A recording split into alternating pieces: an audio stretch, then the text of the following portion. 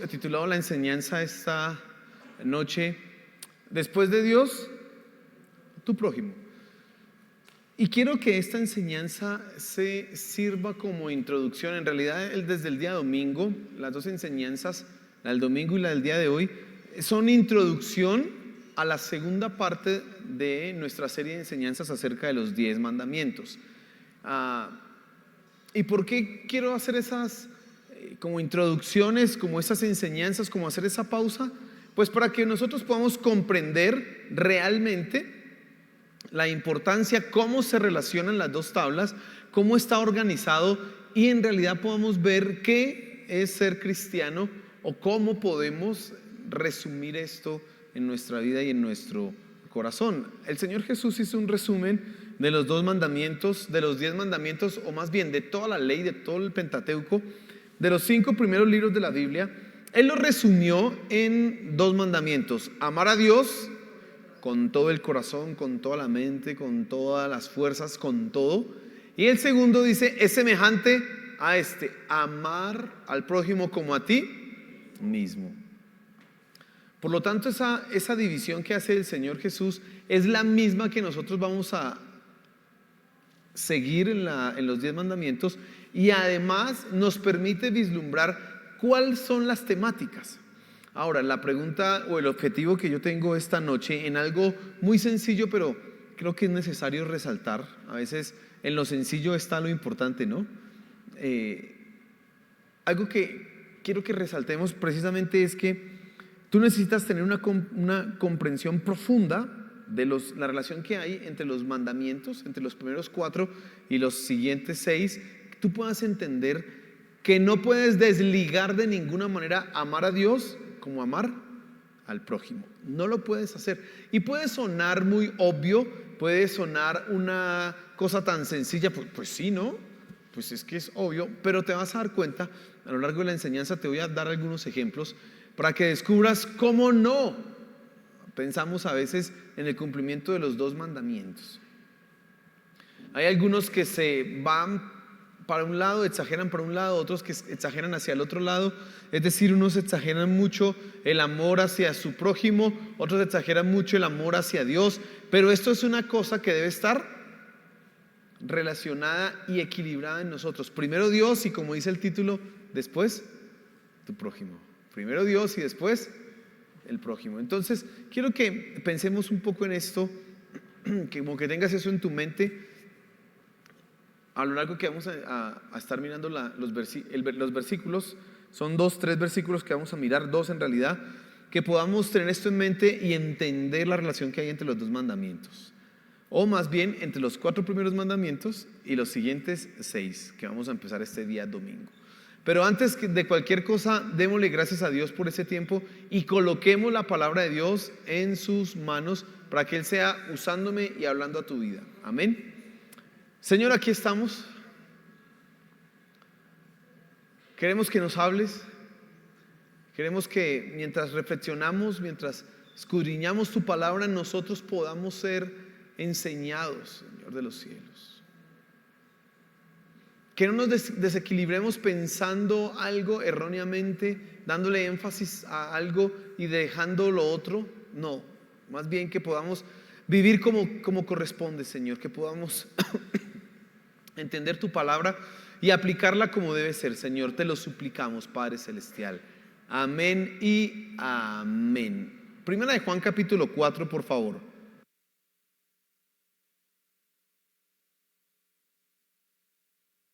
Vamos a leer el versículo 20 y 21 y dice así la escritura: si alguno dice yo amo a Dios y aborrece a su hermano, es mentiroso. Pues el que no ama a su hermano a quien ha visto, ¿cómo puede amar a Dios a quien no ha visto? Y nosotros tenemos este mandamiento de Él: el que ama a Dios, ame también a su hermano. De la carta de Juan, de la primera carta del apóstol Juan, escogí estos 2 versículos para enfatizar precisamente la relación que hay entre las 2 tablas de la ley.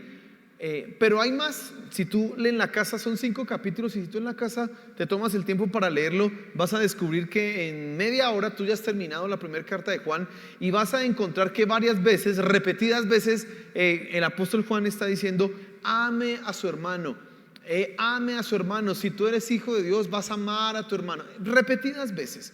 Para Juan, entonces, hay un entendimiento, igual el Señor Jesús lo enfatizó también, pero hay un entendimiento que mi amor hacia Dios tiene una expresión en mi amor hacia el prójimo.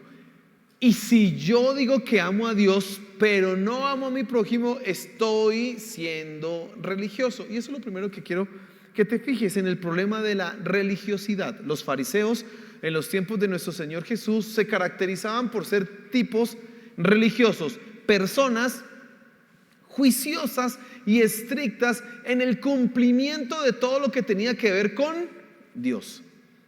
Y quiero que piense en esto. Mira, a lo largo de la historia siempre ha habido personas que son muy buenas en su vida religiosa.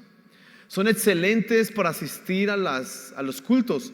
Es decir, el cuarto mandamiento, el de guardar el día de reposo, o el de ir a la iglesia y sin faltar, esos son buenísimos. A lo largo de la historia tú vas a encontrar gente que hace esto muy bien, pero también vas a encontrar gente que es muy buena para leer la Biblia, para hacer su devocional, para ayunar. Y no ayunan mediodía como a veces nosotros ayunamos, ni siquiera un día, sino 7 días, 20 días. Uno dice: gente súper espiritual, extremadamente consagrados y dedicados a todos los asuntos religiosos. Ellos no son personas idólatras, no tienen imágenes, no tienen de ninguna manera ídolos. Quizás tampoco traten a Dios como un ídolo, como aprendimos acá. Se hacen dignos de llevar el nombre de Dios en cuanto a su manera de vivir la vida religiosa. Si tú los miras en la alabanza, o si tú los miras en el cumplimiento de todas esas disciplinas espirituales, son gente que no falla, gente que no tiene ningún error. A simple vista son excelentes. El problema es que han desequilibrado su vida de adoración con Dios y se han enfocado en la primera parte, en lo primero que aprendimos este fin de semana: Dios. Ellos se han enfocado exclusivamente en esto, y nosotros diríamos: pero pues eso es lo correcto, ¿no? Pero pues, ¿qué de malo hay en que nosotros nos dediquemos a buscar a Dios? ¿Qué de malo habría en que uno esté muy juicioso en las cosas de la iglesia, leyendo la Biblia, y nos olvidemos de lo demás? Ahora, yo no estoy hablando de gente que cometa los pecados más terribles en contra de los otros, porque el religioso en algo también se destaca, y es que precisamente aprende las formas externas del culto y del trato con las demás personas, no tanto las internas, pero sí las externas. Y entonces él no es que haga la cosa más horrible contra su prójimo, no, ese no es ninguno de ellos. Fíjese en los fariseos, piense un momento en ellos. Juiciosos para cumplir las leyes del templo, juiciosos para asistir a todas las fiestas religiosas, conocedores de la escritura, conocedores de la ley, gente en ese sentido de ninguna manera ignorante. Cuando Pablo habla de sí mismo como un fariseo, dice: yo era fariseo de fariseos, el más juicioso y estricto en el cumplimiento de la ley. Y tú no ves que ellos de ninguna manera pareciera que le hacen mal a su prójimo. No se ven así. Nosotros no los vemos. No hacen chistes de las cosas espirituales, no se burlan de eso. Son extremadamente reverentes, religiosos. ¿Y por qué son religiosos? Porque ¿qué es lo que los lleva a caracterizar esa religiosidad? Precisamente que aborrecen al prójimo. Mira vuelvo a leer lo que dice el versículo. Dice: si alguno dice yo amo a Dios y aborrece a su hermano, es mentiroso. Juan está colocando una condición a mis palabras de decir que amo a Dios. Recuerde que el primer mandamiento es amar a Dios con todo el corazón. Y dice Juan, si usted dice que ama a Dios pero aborrece a su prójimo, es mentiroso. Es decir, ese amor a Dios es falso. Porque Juan entiende que todo eso es pura religiosidad. Ahora, ¿cómo se configura esto? ¿Cómo es que ese hermano o esa persona religiosa aborrece al prójimo? ¿Cómo sucede esto? Le voy a dar un ejemplo y quizás en ese nos podemos extender un poco, pero es cuando nosotros, escucha esto, somos un impedimento para que las personas entren al reino de Dios. El Señor Jesús, cuando hablaba de los fariseos como religiosos, les decía: ustedes son juiciosos para los diezmos, ustedes son juiciosos para dar las ofrendas, ustedes, mejor dicho, son súper cumplidores de la ley, pero le colocan cargas a los otros que ustedes mismos ni siquiera son capaces de llevar. Ustedes se han colocado en la puerta e impiden que la gente entre al reino de los cielos. ¿Cómo hacemos eso? Fíjese en las palabras del Señor Jesús. Ustedes colocan y atan cargas sobre la gente, sobre la espalda de las personas que ustedes mismos ni quieren cargar. Y aquí es donde quiero que tú empieces a reflexionar. A veces nosotros somos los más críticos con las debilidades de nuestros hermanos. Y nosotros no entendemos que están en un proceso de crecimiento y de desarrollo espiritual, sino que queremos que inmediatamente ya sean perfectos, sabiéndonos nosotros imperfectos. No toleramos en ellos la imperfección. Y mire que en eso todos somos susceptibles. ¿Qué pueden hacer, por ejemplo, los padres con sus hijos? Un papá quiere, con una buena intención y un buen deseo, que su hijo conozca de Dios. Todo papá quiere que sea un siervo de Dios, y por eso oramos para que cuando crezca se convierta en un siervo de Dios. Pero en ese proceso puede caer en esa religiosidad de no entender que ese niño o que esa niña no son cristianos todavía y están en el proceso, y entonces empiezan a atarle cargas que ni siquiera ellos mismos son capaces de soportar.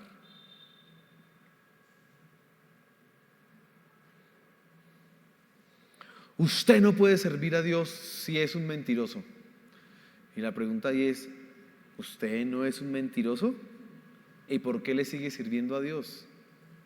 Pero el papá se coloca en un pedestal de autoridad, un pedestal de santurronería, que él mismo no puede satisfacer ni cumplir, pero sí pretenden que los que están ahí lo cumplan. Lo mismo sucede con el líder. El líder ve en los que está formando, en los que está mentoreando, la debilidad. Él ve la fragilidad de estas personas. Él comprueba que están en un proceso y son muy inmaduros, incumplidos, cometen un pecado por aquí, otro pecado por allá, etcétera, etcétera. Pero él no se mira antes de ver y comprueba que él también está en un proceso de crecimiento. Quizás ha avanzado unos pasos más, pero igual está en el proceso de crecimiento. Y entonces hay cero tolerancia, cero paciencia. Y no estoy diciendo que no se corrijan las cosas, todo se debe corregir, pero sigue adelante. No empieza una condena como: tú no sirves para esto, tú eres una persona que no tiene seriedad, mira esa falta de respeto, mira esa falta de reverencia por las cosas espirituales. Esa es la perspectiva en la que cae un religioso. Porque para él la reverencia es un asunto a veces más de externo, y entonces si ve a sus discípulos que están en la iglesia, por ejemplo, hablando, pues obvio que hay que decirles: no hable. Oye, presta atención, estamos en la iglesia, escucha la palabra. Pero cuando nos convertimos en el siguiente: tú cómo irrespetas a Dios, es que acaso tú no entiendes que aquí está la presencia de Dios, es que tú no entiendes la santidad, es que falta. No, es que usted, mejor dicho, se deja llevar del pecado. Cuando empezamos así, hermano, estamos atando cargas en la espalda de otros que nosotros mismos no llevaríamos, porque esos mismos religiosos Puede que no hablen en el culto, pero sí llegan con pecados no confesados. Sí llegan con problemas no arreglados. ¿Tú comprendes lo que caracteriza esa circunstancia? Y entonces cuando yo hablo de que una persona aborrece a su prójimo, es que le coloca tropiezos para que entre al reino de los cielos. Ahora no nos vamos a ir para el otro extremo, porque por un lado está el que, mejor dicho, se pone súper estricto, pero el otro lado está el que no importa cómo tú vivas, no interesa, sigue adelante. Pues tampoco puede ser. Hay corrección, necesitamos hablar, necesitamos corregir las cosas, pero de ninguna manera caer en ese error que caían los fariseos. Ellos impedían que las personas entraran al reino de los cielos, les enseñaban tradiciones, les enseñaban falsedades, les impedían acercarse al conocimiento de la verdad. Ellos sí, pero los demás no. Y quiero que tú pienses en eso. Probablemente tú cometiste ese error como autoridad. Todos en algún momento cometimos ese error. Que abusamos de la autoridad que tuvimos y pisoteamos a otros. No entendimos el proceso en el que se encontraban. Y cuando hicimos corrección no lo hicimos con amor, por amarlos, sino para condenarlos, porque eso es lo que hace un religioso. No corrige por amor, sino para condenar, para dañar. Pero quiero que pienses cuando hablas mal de otra persona o cuando le hablas mal a otra persona. Y no necesariamente el cristiano, no necesariamente el que está acá, con el que trabajas. Si eres jefe, tus empleados, tu vecino, el vecino cansón, la vecina cansona. Bueno, piense, ¿cuántas veces usted ha impedido o ha colocado con su comportamiento una traba para que otra persona entre al reino de Dios? Eso no es amar. Y tú dices, yo amo a Dios, pero cuando nosotros somos un tropiezo para otros, nos estamos convirtiendo en mentirosos. Entonces fíjate cómo va el pensamiento de Juan. Él le está diciendo, si alguno dice que ama a Dios pero aborrece a su prójimo, es un mentiroso. Y él no coloca un término medio, él simplemente está diciendo es un mentiroso. Eso nos lleva a entender que, por ejemplo, las peleas entre los cristianos no debieran darse. Se pueden dar ciertos inconvenientes, ciertas diferencias, pero que eso se convierta en una pelea, en que no le vuelvo a hablar a este hermano. Oiga, pero yo he sabido de gente que en la iglesia sí pelea con otros y que no se hablan, y le toca a uno intervenir porque ¿cómo es que no se habla este hermano con esta hermana? Eso no debiera darse entre nosotros, porque somos creyentes que amamos a Dios y entonces no podemos aborrecer al prójimo. Entonces fíjate cómo están relacionados los dos mandamientos. Pero ahora quiero que avancemos y en segundo lugar tú te fijes que el amor al prójimo revela mi amor a Dios. Juan está diciendo ahí en el pasaje, pues el que no ama a su hermano, a quien ha visto, ¿cómo puede amar a Dios a quien no ha visto? Por lo tanto, si yo digo que amo a Dios, ¿debo amar a quién? A mi prójimo. Si no amo a mi prójimo, a quien veo, no puedo amar a quien no veo. Dice, y nosotros tenemos este mandamiento del el que ama a Dios, ame también a su hermano. Entonces, como yo me relaciono con mi prójimo, como yo trato a mi prójimo, como yo lo amo a él, demuestra el amor que tengo hacia Dios.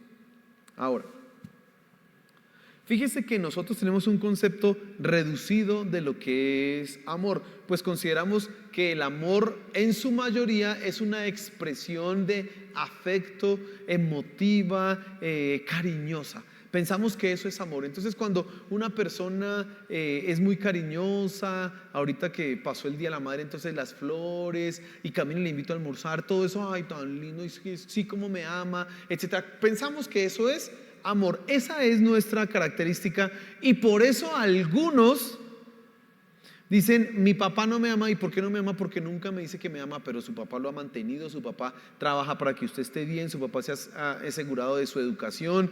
Pues sí, no se la pasa abrazándolo ni dándole besos, pero ahí está que moliéndose para que usted viva bien. ¿Eso no es amor? Claro que es amor, pero como nosotros hemos condicionado todo a la parte emotiva, como que entonces el otro aspecto no es importante. Por eso hay gente que se atreve a decir que Dios no les ama. Cristianos como no cristianos. ¿Y por qué lo dicen? Porque como que no se dan cuenta, se olvidan que Dios es el que les permite seguir adelante, que Dios es el que les da para su alimento, su sustento, para que puedan trabajar, para que puedan avanzar. No se dan cuenta de eso y dicen, Dios no me ama, cuando todos los días Dios es el que los sostiene. Ellos no se dan cuenta de eso. Ahora, no quiero decir de ninguna manera que el amor no tenga una expresión de afecto, de ninguna manera. Claro que hay una expresión de afecto. Claro que cuando yo digo que amo a Dios o que amo a una persona, le voy a decir, te amo, tú eres lo más importante después de Dios para mí. Cuando yo digo a mi esposa, eres la mujer más hermosa, bueno, etcétera. Porque hay cariño, hay una expresión de afecto. Pero no es lo único. Ahora, le voy a demostrar a usted por qué no es lo único. Ahora, en realidad el concepto de amor encierra algo que es más abarcador. Casi nosotros tenemos que cambiar y corregir ese entendimiento de amor al prójimo y entender que mi amor hacia él es procurar el bienestar de la otra persona. Escucha esto. Yo debo procurar el bienestar de la otra persona, hacerle bien. Eso es amarla.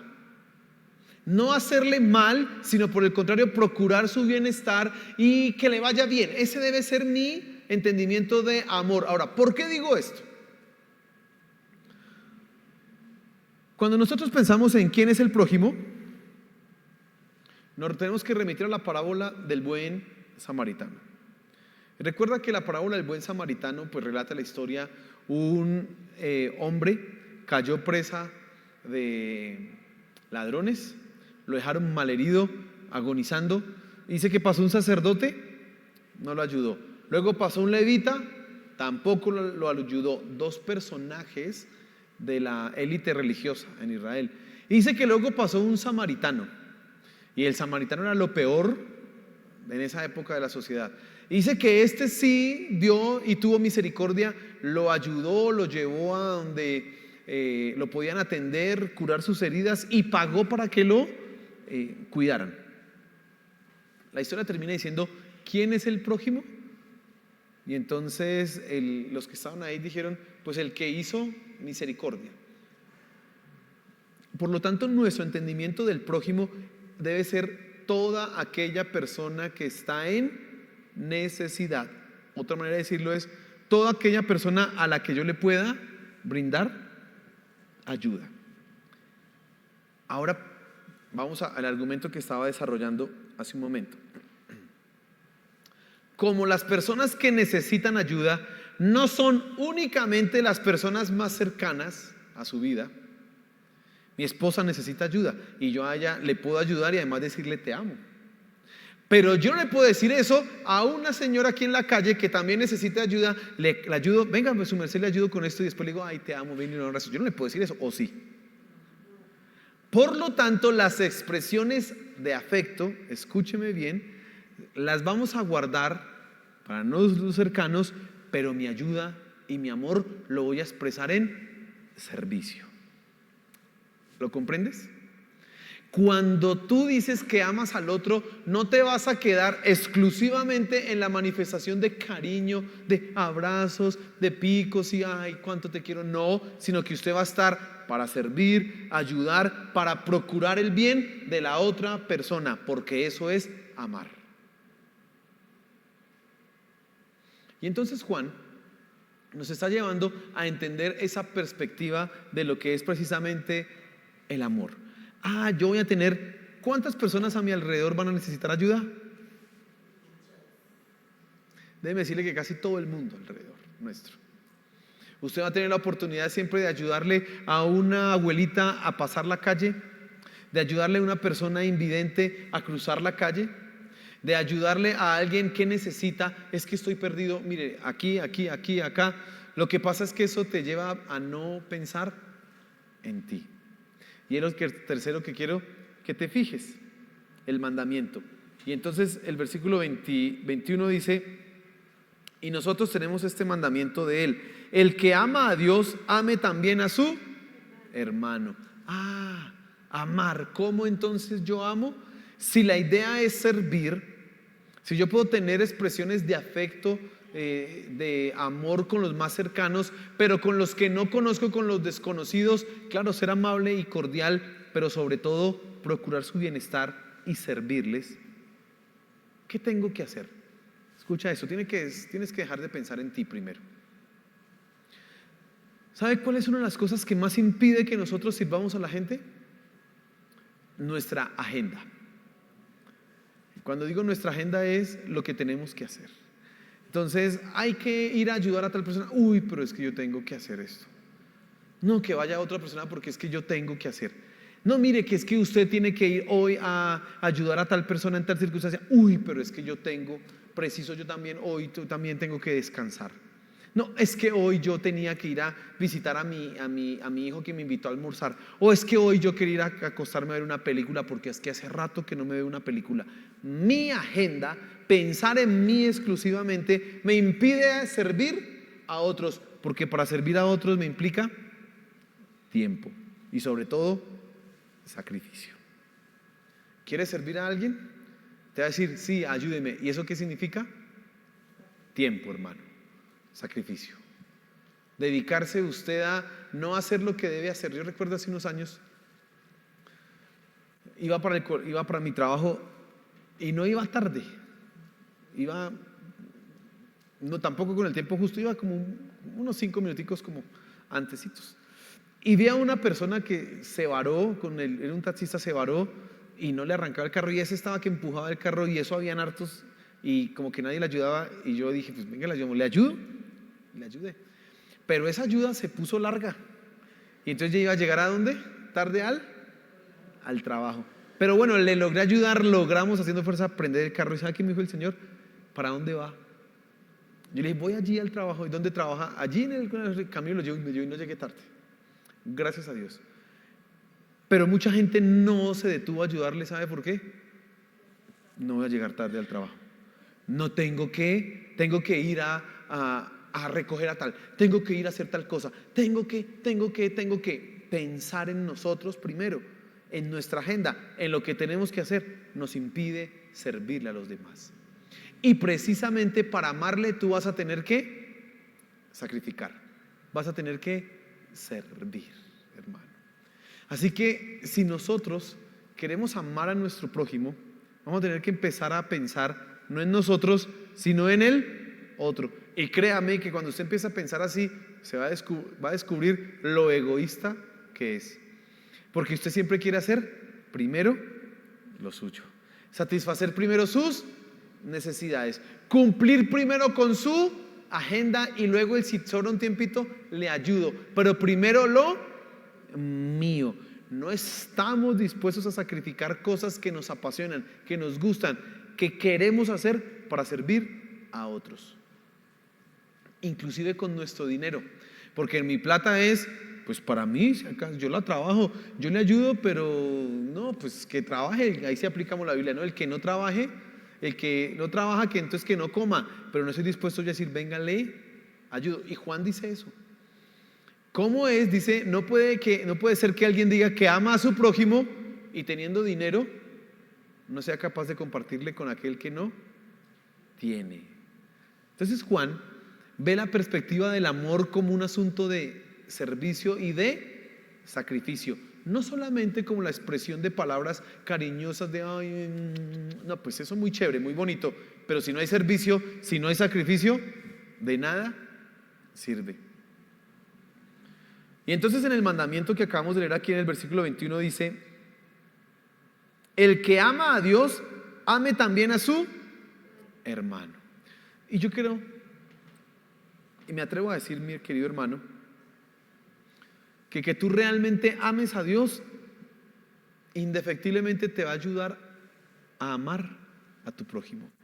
Y si no estás amando a tu prójimo, es porque realmente no amas a Dios correctamente. Escucha lo que estoy diciendo. Amar a Dios y amar al prójimo están tan relacionados que si tú amas correctamente a Dios, indefectiblemente vas a aprender a amar a tu prójimo. Porque amar a Dios nos lleva a reflexionar en no hacerle el mal al otro. Miren los mandamientos que vamos a estudiar. El quinto dice: honra a tu padre y a tu madre. Y tú dices, yo voy a amar a Dios, así que le voy a hacer caso a Dios. Y puede que sus papás no se merezcan su amor, puede que sus papás hayan sido los peores, puede que lo hayan abandonado, pero como usted ama a quién, a Dios, y usted quiere agradar a quién, a Dios, usted va a honrar a su papá y a su mamá, no porque ellos se lo merezcan, sino porque usted quiere agradar a Dios. No matarás, sexto mandamiento. Yo quiero agradar a Dios. Este me sacó la piedra, pero solo porque amo a Dios no lo voy a tratar mal. Lo estás amando, hermano. Lo estás amando. Lo que pasa es que la motivación primera no es pensar en Él, sino estás pensando ¿en quién? En Dios. Pero amar a Dios y colocarlo en el primer lugar realmente te va a llevar a amar al prójimo como a ti mismo, porque vas a procurar no hacerle mal. Entonces, mi querido hermano, en estos cortos versículos yo quería simplemente enfatizar en esta realidad. Vamos a entrar a estudiar 6 mandamientos que nos hablan de lo que no debemos hacer en contra de nuestro prójimo. Bueno, hay uno que sí, honra, que ese sí debemos hacerlo. Pero hay los otros 5: no matarás, no cometerás adulterio, no robarás, etc. Nos hablan de no lastimar ni dañar a mi prójimo. Y esa, escúchame mi querido hermano, es la expresión de que tú realmente estás amando a Dios. Si tú no te dedicas a cumplir esa segunda tabla de los mandamientos, es porque sencillamente no estás entendiendo que ser cristiano es amar a Dios y amar al prójimo, y las dos cosas deben estar totalmente relacionadas, no pueden estar desvinculadas. Si te llega a pasar que está desvinculado, te puedes convertir en un religioso. Si tú descubres que eso es lo que está pasando en tu vida, necesitas arrepentirte, hermano. Todos hemos cometido ese error de condenar, de criticar, de ser más estorbo que ayuda para que la gente avance en las cosas de Dios. En lugar de ser un aliciente para que las personas se acerquen al conocimiento de Dios, somos el estorbo, somos la barrera. Que ese no seas tú. Por el contrario, que nosotros procuremos siempre el bienestar del otro en sacrificio y servicio, respeto. Mira, todas las personas merecen un respeto por el simple hecho de ser imagen de Dios. Todas las personas, no importa su condición moral o espiritual, merece un respeto porque está hecho a la imagen y semejanza de Dios. Aunque sea opuesto a lo que nosotros pensamos, a lo que nosotros queremos, a nuestro paradigma de una persona, aún así ella merece nuestro respeto. Y tú tienes que enfocarte en estas cosas. Vamos a aprender eso a partir del día domingo. Pero entonces tienes que empezar tú entendiendo: ok, esto están de segundas, pero no los puedo no, son muy importantes porque reflejan que realmente tú estás amando a Dios. Amén. Cierra tus ojos y oremos y coloquemos esto que hemos reflexionado en las manos de Dios, y sobre todo que sea esto llevándote a pensar en cómo estás actuando, en cómo te estás comportando con las personas que están a tu alrededor, con las personas que están bajo tu autoridad. Porque no puedes decir que amas a Dios y aborrecerlos. No. Señor, aquí estamos. hemos escuchado tu palabra y nos hemos dado cuenta, Señor, que a veces nosotros decimos amarte a ti y también decimos que amamos a los demás, pero somos los que ponemos estorbos. Perdónanos. Perdónanos por las veces que nosotros hemos impedido que alguien se acerque a ti, porque lo hemos saturado, lo hemos presionado, lo hemos aplastado con nuestra idea de reverencia, de santidad, de perfección. Perdónanos. Y ayúdanos, Señor.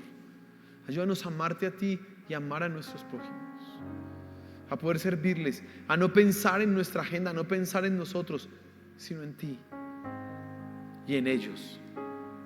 Por favor, Padre Celestial, que podamos ver en cada persona tu imagen y podamos amarlos. Te lo suplico, Padre Celestial, por favor, te lo suplico. Ayúdanos, mi Señor Jesús, ayúdanos. Ayúdanos. Ahora que vamos a empezar con los siguientes mandamientos, que nuestras mentes y corazones sean enseñados, pero sobre todo que podamos vivir y aplicar esto, Padre. Te lo suplico, mi Señor. Gracias, Padre Celestial. Amén y amén.